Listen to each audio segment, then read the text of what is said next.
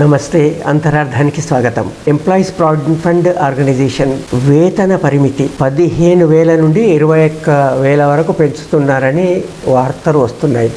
నిజమే కావచ్చు. కొత్త ప్రభుత్వం ఏర్పడుతూనే ఈ 15,000 ఉన్న వేతన పరిమితిని 21,000 చేసే వీలున్నది. వేతన పరిమితి అంటే మనకు తెలుసు కదా, మన జీత భత్యాలు 15,000 వరకు ఉంటేనే ఎంప్లాయీస్ ప్రావిడెంట్ ఫండు ఉద్యోగుల భవిష్య నిధి సభ్యత్వ పరిధిలోకి వస్తాం. ఆ పరిధి రక్షణ అంటే 15,000 రూపాయల జీత భత్యాలు దాటిన వారికి ఈపీఎఫ్ ఉండదు అని చాలా స్పష్టంగా మనం అర్థం చేసుకోవచ్చు. 15,000 జీత భత్యాలు దాటిన వారికి కూడా ఉంటుంది అని, ఇప్పుడు అది 21,000 దాకా చేయొచ్చు అని. అది ఎందుకు చేస్తారని మనం అనుకుంటున్నామంటే, మనం ఎంప్లాయీస్ స్టేట్ ఇన్సూరెన్స్ కార్పొరేషన్కు సంబంధించి, అది తెలుసు కదా మీకు, ఈఎస్ఐసి ఆరోగ్య బీమా కార్మికులది, దాన్ని 21,000 గతంలోనే చేశారు కనుక ఇది కూడా చేయవచ్చు అని. ఎందుకు చేస్తున్నారని ప్రభుత్వాన్ని అడిగితే, సామాజిక భద్రత విస్తృతిని పెంచడం, అంటే ఎక్కువ మందిని సామాజిక భద్రత పరిధిలోకి తీసుకొని రావడం. ఉద్యోగానంతరం భద్రత కోసము, అంటే వయసు పెరిగిన తర్వాత, ఒక విషయం మీకు తెలుసు, జీవనకాల పరిమితి లాంజవిటీ, ఎక్కువ కాలం ప్రజలు బతుకుతున్నారు, జీవితకాలం పెరుగుతున్నది కనుక రక్షణ ఎక్కువ అవసరం.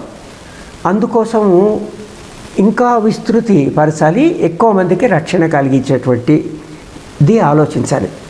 15,000 వరకు ఉన్నవారికే ఈపీఎఫ్ ఇస్తే సరిపోదు, అది పెంచాలి. ఈ 15,000 అనేది 2014లో పెంచింది. అంతకుముందు 6,500 ఉండేది. దానికి ముందు ఆ చరిత్ర అంతా మీకు తెలుసు, గత అనేక వీడియోలో మీకు తెలియజేశాను. అతి తక్కువ సొమ్ము నుండి అది పెరుగుతూ 15,000 దాకా వచ్చింది. ఇప్పుడు 21,000. అయితే ఇక్కడ 21,000 చేస్తే మంచిదా? అయితే ప్రభుత్వం చెప్తున్న దానికి చేస్తున్న దానికి కొంత నాకు లంకె ఉన్నట్టు అనిపించడం లేదు. ఎందుకంటే సామాజిక భద్రతను పెంచాలి. ఆ పెంచడంలో సార్వత్రిక సామాజిక భద్రత, సార్వత్రిక సామాజిక భద్రత అంటే ఏం లేదు, అందరికీ ఆరోగ్యం అని వగైరా చెప్తాం కదా, యూనివర్సల్ పబ్లిక్ డిస్ట్రిబ్యూషన్ సిస్టమ్, అట్లాగే అందరికీ సామాజిక భద్రత. మరి 15,000 నుంచి 21,000 చేసినంత మాత్రాన అది జరుగుతుందా? లేదు. అందరు ఉద్యోగులకు ఇస్తే సరిపోతుంది. ఇది దీనివల్ల ప్రభుత్వానికైనా పెద్ద నష్టం ఏముంటుంది? ఉద్యోగులు యాజమాన్యాల నుండి ప్రభుత్వాలు ఎట్లాగో వసూలు చేస్తాయి. ప్రభుత్వాలంటే ఎంప్లాయీస్ ప్రావిడెంట్ ఫండ్ ఆర్గనైజేషన్ అని, ఇక్కడ ప్రభుత్వం అంటే ప్రభుత్వం చేస్తుందని నా ఉద్దేశం కాదు. అంటే ఉద్యోగుల నుంచి మీరు వసూలు చేసుకొని ఉద్యోగానంతరం భద్రత కోసము ఇచ్చేటువంటి సొమ్ము, తర్వాత పెన్షన్ కూడా, అది ఈ పరిమితి విధించే బదులు అందరికీ రావాలి అంటే అందరు ఉద్యోగుల కంటే సరిపోతుంది కదా. అట్లా అనకుండా మళ్ళీ 21,000 ఏంటి? గతంలో మనం కొన్ని అనుభవాలు, పెన్షన్ విషయానికి వచ్చినట్టయితే ఇంత వేతన పరిమితి ఉన్న వాళ్ళకే వస్తుంది, ఈ కాలంలో చేరిన వారకు, దాని తర్వాత వాళ్లకు అనేక సంక్లిష్టతలు దానిలోకి తీసుకొని వచ్చి ఎన్నోసార్లు ఉద్యోగులు రిటైర్ అయిన వారు సుప్రీంకోర్టుకు వెళ్ళి అక్కడి నుంచి ఉత్తర్వులు తెచ్చుకున్న తర్వాత కూడా ఇప్పటికి కూడా చాలామందికి ఇంకా ఈ అదనపు వేతనం పైన వచ్చే అధిక పెన్షన్ అనేది ఇంకా రాలే. ఎందుకంటే అనేక సంక్లిష్టతలు, రూల్స్, రెగ్యులేషన్స్, ఈ పరిధిలోకి రావడము, లేకపోతే ఆ తేదీ, ఇట్లాంటివి ఉండొద్దు ఉద్యోగులకు సంబంధించి. మీరు నిజంగా అందరికీ లాభాన్ని చేకూరుస్తారు అంటే ఈ కన్సెప్ట్ని వదిలేయాలి. ఉద్యోగుల్లో కొందరిని ఎక్స్క్లూడెడ్ ఎంప్లాయీస్ అంటే ఈ 15,000 వేతన భత్యాలు దాటిన వాళ్ళు, ఇప్పుడు 21,000 పైబడి వచ్చేటువంటి వాళ్ళు.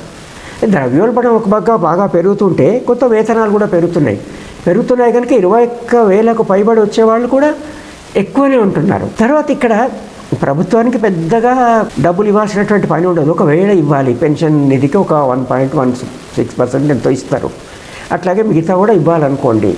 దానివల్ల నష్టమని భావించవద్దు, సామాజిక భద్రత ఉందని ఆలోచించాలి. తర్వాత ఈ భవిష్య నిధి సొమ్ము కానీ ఒక్కరోజు అందరు తీసుకోరు, అట్లాగే పెన్షన్ కూడా ఆ నిధి ఉంటుంది, అది సరిపోనప్పుడు సర్దుబాటు ప్రభుత్వం చేయవచ్చు. ఆ సామాజిక బాధ్యత సర్కారు తన బాధ్యత అని కూడా అనుకున్నప్పుడు ఈ ఆలోచన వస్తుంది. కనుక ఇప్పుడు కేవలము ఈ ప్రతిపాదిత పరిమితిని 21,000 కాకుండా అందరికి వచ్చేటట్టు దయచేసి చేయండి.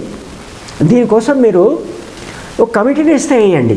ఆ కమిటీ ఏంటంటే అందరినీ ప్రావిడెంట్ ఫండ్ పరిధిలోకి తెచ్చేటట్టుగా, అందరికీ పెన్షన్ వచ్చేటట్టుగా, అందరికీ ఈ పరిమితులకు లోబడి కాదు పూర్తి వేతనం పైన పెన్షన్ వచ్చేటట్టుగా, అంటే ఉద్యోగానంతరము ప్రభుత్వ ఉద్యోగులకు గతంలో వస్తున్నటువంటి విధంగా జీతంలో సగం పెన్షన్గా వచ్చేటట్టుగా.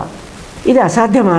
ఎట్లాగో కాంట్రిబ్యూటరీయే కదా, ఇది డబ్బులు వసూలు చేస్తున్నాం కదా, ఎంత మొత్తం భవిష్యత్తు నిధి కోసం చేయాలి, దాంట్లో ఎంత మనం పెన్షన్ ఫండ్కు మినహాయించుకోవాలి.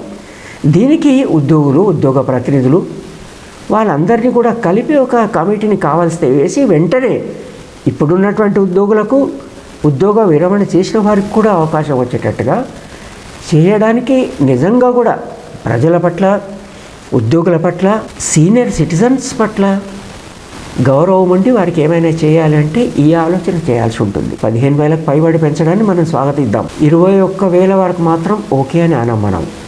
కనుక మొత్తం వేతనాన్ని ఎంప్లాయీస్ ప్రావిడెంట్ ఫండ్ పరిధిలోకి తీసుకునేటట్టుగా అందరికీ వర్తించే విధంగా మార్పు చేయాలని కోరుదాం, చేస్తారని ఆశిద్దాం. ఈ ఎన్నికల సమయంలోనైనా కొంత తీవ్రంగా ఆలోచిస్తారేమో, కొంత శ్రద్ధతో. వీడియోను ఓపికగా చూసినందుకు ధన్యవాదాలు. దీన్ని మీరు సబ్స్క్రైబ్ చేయకుండా ఉన్నట్టయితే ఇప్పటిదాకా సబ్స్క్రైబ్ చేయండి. సబ్స్క్రిప్షన్ ఉచితమే. ఈ వీడియోను సబ్స్క్రైబ్ చేసి లైక్ చేయడం మూలంగా ఎక్కువ మంది వీడియో చూస్తే మంచిది కదా, దానికి మీరు దోహదపడాలని కోరుకుంటున్నా. ధన్యవాదాలు.